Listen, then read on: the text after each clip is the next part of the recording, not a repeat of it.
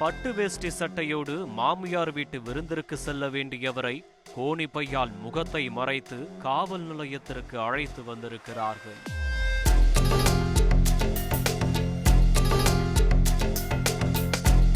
சொகுசு கார், தங்கம், வெள்ளி என சீர்வரிசை போல அடுக்கி வைத்திருக்கும் இவை அத்தனையும் ஊரூராக சென்று இவர் கொள்ளையடித்து சேர்த்த பொருட்கள். கடலூர் மாவட்டம் சிதம்பரம் அடுத்த தாமோதரன் நகர் பகுதியில் உள்ள ஒரு வீட்டில் கடந்த 2ஆம் தேதி ஒரு கொள்ளை சம்பவம் அரங்கேறியிருக்கிறது.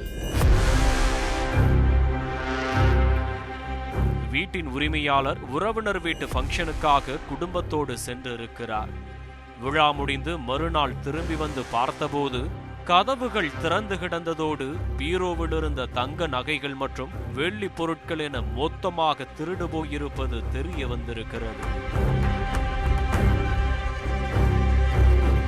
உடனே காவல் நிலையத்தில் புகார் கொடுக்க வழக்கு பதிவு செய்த போலீசார் விசாரணையை தொடங்கியிருக்கிறார்கள். அப்போது சந்தேகத்திற்கிடமான ஒரு கார் அந்த பகுதியில் சுற்றி வருவது தெரிய வந்திருக்கிறது.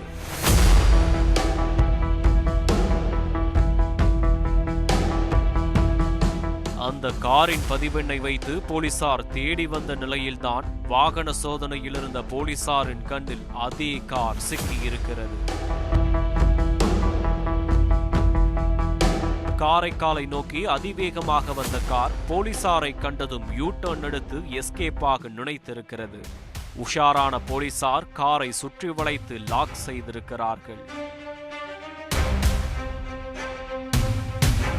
காரை ஓட்டி வந்த நபரை மடக்கி பிடித்த போலீசார் அவரிடம் விசாரித்த போதுதான் சொகுசு காரில் டிப்டாப்பாக பலம் வந்து இரவு நேரங்களில் வீட்டை உடைத்து கொள்ளையடித்து வந்தது தெரிய வந்திருக்கிறது.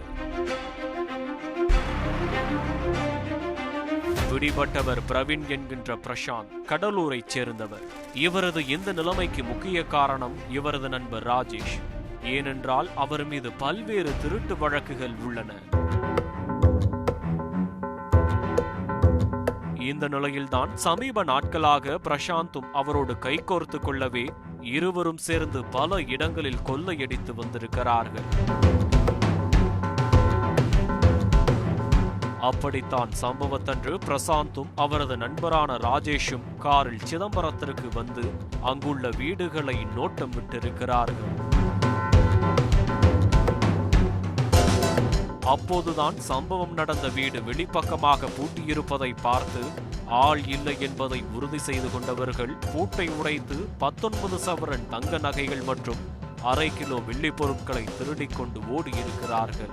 மேலும் இந்த திருட்டு சம்பவத்திற்கு மூளையாக செயல்பட்டதே பிரசாந்தின் நண்பர் ராஜேஷ் தான். பிரசாந்திற்கு சென்ற மாதம்தான் திருமணம் நடந்திருக்கிறது. சரியாக கல்யாணமாகி 35வது நாளில் தனது திருட்டு நண்பனின் பேச்சை நம்பி ஊர் விட்டு ஊர் வந்து திருடி கடைசியில் கம்பி எண்ண வேண்டிய நிலைக்கு தள்ளப்பட்டிருக்கிறார்.